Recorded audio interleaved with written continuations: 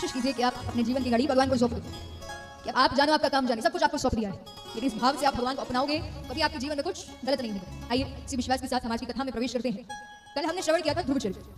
तो ध्रुव जी के वंश में आगे चल करके राजा उत्कल होते हैं, उत्कल के वंश में आगे चल करके राजा अंग होते हैं। जो राजा अंग हैं बड़े ही धार्मिक स्वभाव के हैं, बहुत अच्छे स्वभाव के हैं, भगवान में बहुत विश्वास करते हैं। लेकिन जो राजा अंग है उनके जो पुत्र हैं जिनका नाम है बैन, उतने ही बड़े नास्तिक, मतलब जो पिताजी हैं वो भगवान में बहुत विश्वास रखते हैं, बहुत आस्था है, लेकिन वही उनके जो पुत्र हैं वो उतने ही बड़े नास्तिक हैं, भगवान में विश्वास बिल्कुल नहीं रखते। अब जैसे ये दृश्य राजा अंग देखते हैं तो बहुत बुरा लगता है। उस टाइम में भगवान का इतना बड़ा भक्त, वही मेरी संतान भगवान में विश्वास नहीं रखती, तो देख कर कितना बुरा लगता है कि अपना राजपाट छोड़ देते हैं और अपने ही राज्य की गुफा में प्रवेश कर जाते हैं। अब राजा जैसे अपने राज्य की गुफा में प्रवेश किया, पूरी प्रजा ढूंढ रही है, सेना ढूंढ रही है, राजा कहाँ चले गए। हर राज्य में ढूंढा, अपने राज्य में कोई नहीं ढूंढा। जिस तरह से भगवान हमारे हृदय में विराजमान है, हम ढूंढ बाहर रहे हैं, इसी तरह से राजा भी अपने ही राज्य की गुफा में है, लेकिन ढूंढा बाहर जा रहा है, तो अंत में किसी को राजा मिले नहीं। अब प्रजा सोचती है कि राज्य राजा के बिना कैसे रहे, यदि राज्य को आगे बढ़ाना है तो राजा की आवश्यकता पड़ेगी। अब किसको राजा बनाए, तो ना चाहते हुए भी राजा अंग के पुत्र बैन को राज सिंहासन पर बिठाया गया है, राज अभिषेक हो गया है। अब महाराज जैसे ही बैन उस राज सिंहासन पर बैठे, दूसरे ही क्षण उन्होंने ऐलान करवा दिया है कि आज से कोई भी मेरे राज्य में पूजा नहीं करेगा, भगवान के नाम का स्मरण नहीं करेगा, हवन नहीं करेगा, यज्ञ नहीं कराएगा, ना ही ब्राह्मणों को कोई भोजन कराएगा। यदि इतना ही शौक है पूजा पाठ करने का, इतना ही शौक है यज्ञ इत्यादि करने का, तो जब भजन करोगे तो वैनाय नमः का भजन करना पड़ेगा, जब यज्ञ करोगे तो वैनाय स्वाहा का यज्ञ करना पड़ेगा। अब प्रजा परेशान, प्रजा सोचती है कि हम कैसे किसी इंसान को भगवान मान लें। अब महाराज यहाँ तक तो फिर भी ठीक है, सहन करने लायक बात है, लेकिन कुछ समय बाद ये एक और ऐलान राजा कहलवा देते हैं अपने राज्य में कि आज से कोई भी मंदिर में जाकर के भगवान की पूजा नहीं करेगा। यहाँ तक कि जो भगवान की मूर्तियां मंदिरों में स्थापित हैं वो भी हटवा दी, अपनी मूर्तियां स्थापित करवा दी हैं। और क्या पाखंड फैलाया है कि जब शास्त्रों के अनुसार राजा को देवतुल्य माना गया है तो राजा की पूजा कर, भगवान की पूजा करने की क्या आवश्यकता है, क्या जरूरत है। प्रजा और परेशान, प्रजा कहती है हम कैसे किसी इंसान को भगवान मान लें, और वो भी राजा बैन जैसे को, जो कि भगवान में थोड़ा सा भी विश्वास नहीं रखते। अब प्रजा सोचती है करे तो करे क्या। महाराज बहुत परेशान है, सब इकट्ठे बैठे हैं, बातचीत कर रहे हैं। प्रजा सोचती है कि राजा के ऊपर कौन है, राजा किन की बात सुनेंगे। तो आपस में बातचीत करके निर्णय लेते हैं कि काम करते हैं, हम जाते हैं ऋषि मुनियों के पास, ऋषि मुनियों के पास जाएंगे, जाकर के बातचीत करेंगे, उन्हें बोलेंगे तो राजा को समझाएंगे। अब प्रजा गई है ऋषियों के पास, सब कुछ ऋषियों को बताया है। ऋषि मुनि कहते हैं आप चिंता मत कीजिए, हम जाते हैं, जाकर के राजा को समझाते हैं। मान गए तो अच्छी बात। राजा ऋषि मुनि गए हैं राजा बैन के पास। जैसे राजा बैन के पास पहुंचे, बड़े अच्छे से समझा रहे हैं कि देखिए आप जो कर रहे हैं वो गलत है, ऐसा मत कीजिए। इंसान इंसान है, भगवान भगवान है, भगवान को भगवान रहने दो, क्योंकि कोई भी मनुष्य भगवान नहीं बन सकता। लेकिन महाराज राजा बैन सुनना ही नहीं चाहे। जब ऋषि मुनि जो कह रहे हैं वो एक कान से सुनी दूसरे से निकाली।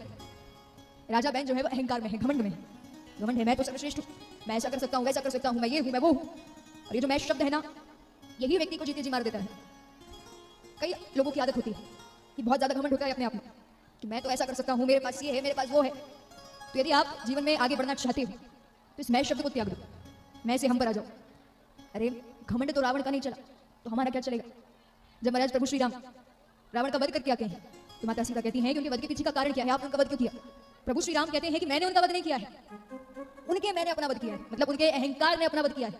रावण को अहंकार था, मैं सर्वश्रेष्ठ हूँ, मैं विद्वान हूँ, मैं बुद्धिमान हूँ, मुझसे बढ़कर कोई नहीं। तो जब अहंकार रावण का नहीं चला तो आपका क्या चलेगा, हमारा क्या चलेगा। तो इसलिए इस अहंकार को, घमंड को त्याग दीजिए। जब तक आपके अंदर अहम है तब तक आप कुछ नहीं कर सकते। वही हाल राजा का, कुछ समझ में नहीं आ रहा। ऋषि मुनि कह रहे अपने आप में घमंड है कि मैं क्यों सुनूं इनकी। अब ऋषि मुनि जितने जल्दी आपसे प्रसन्न होते हैं उतने ही जल्दी उनको आपके ऊपर क्रोध भी आता है। ऋषि मुनि बहुत देर से देख रहे हैं कि राजा अनदेखा कर रहे हैं। महाराज राजा है, सोच रहे हैं ठीक है श्राप नहीं दे, कुछ नहीं बोले, लेकिन जब अति हो गई तो ऋषि मुनि को भी क्रोध आ गया।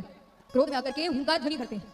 जैसे ही वो ध्वनि भरी तो राजा बैन धड़ाम से पृथ्वी पर गिरे और प्राण विहीन हो गए। अब ऋषि मुनि देखते हैं क्या, राजा तो प्राण विहीन हो गए, हम तो इन्हें सुधारने आए थे, सुधार गए, अब क्या करें, अब कुछ नहीं हो सकता। ऋषि मुनि कहते हैं यहाँ से चलना ही ठीक है। प्रजा और परेशान, कम से कम पहले राजा तो थे, जैसे तैसे राज्य आगे बढ़ रहा था, अब तो राजा ही नहीं है, किसको राज सिंहासन पर बैठा ले। तो राज प्रजा सोचती है फिर से ऋषि मुनियों के पास जाना पड़ेगा। प्रजा फिर से गई, सभी कहते हैं आपने ये क्या किया। अरे हमने कहा था कि आप उन्हें समझा दो, आपने तो उनको सुधार दिया। ऋषि मुनि कहते हैं तो चिंता क्यों कर रहे हो। प्रजा कहती है अब हमारे राज्य में राजा ही नहीं है, हम क्या करें। ऋषि मुनि कहते हैं इतना मत सोचो, यदि आप कहो तो हम तो भगवान को बिठा दे राज्य सिंहासन पे। प्रजा कहती है इससे अच्छी बात क्या, हम तो यही चाहेंगे कि भगवान आकर के राजा बने हमारे राज्य के। ऋषि मुनि कहते हैं ठीक है तो रुकिए। अब प्रजा को वहां लेकर के गए हैं जहां पर राजा बैन प्राण विहीन हुए थे। राज मंत्रों से मंथन कर रहे हैं, करते करते करते करते थोड़ी देर बाद उसमें से काला सा निषाद उत्पन्न होता है। अब जैसे वो काला सा निषाद उत्पन्न हुआ, उसने पूछा मैं क्या करूं। ऋषि मुनि कहते हैं चुपचाप यहाँ पर बैठ जाओ। प्रजा पूछती है ये क्या है। ऋषि मुनि कहते हैं कि राजा बैन के पाप स्वरूप है। महाराज कुछ समय बाद फिर से मंथन चल रहा है, मंथन करते करते करते करते कुछ समय बाद उसमें से एक स्त्री और पुरुष का जोड़ा निकलता है। फिर से प्रजा ने पूछा ये क्या है? ऋषि मुनि कहते हैं ये जो स्त्री है ये माता लक्ष्मी की कला से प्रकट हुई और ये जो पुरुष हैं ये भगवान विष्णु की कला से प्रकट हुए हैं। ये आगे चल करके राजा प्रथु के नाम से प्रसिद्ध होंगे और ये इनकी पत्नी अर्ची हुई। तो इस तरह से भगवान प्रथु अवतार धारण करते हैं जो कि भगवान का 9वां अवतार है। महाराज उस अवतार में कई वर्षों तक भगवान राजपाट संभालते हैं, बड़े अच्छे से राज्य को आगे बढ़ाते हैं। उनके वंश में चल करके आगे राजा भरत होते हैं और भरत जी के नाम पे ही हमारे इस राष्ट्र का नाम भारत पड़ा है।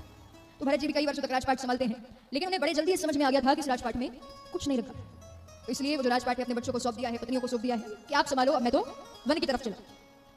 तो सीधे चले गए हैं वन में। अब अपना जीवन साधु संतों की भांति जी रहे हैं। मतलब सुबह जल्दी उठना, स्नान करना, दिन भर भगवान के नाम का स्मरण करना, पूजा पाठ करना। तो एक संत की भांति अपने जीवन को व्यतीत कर रहे हैं।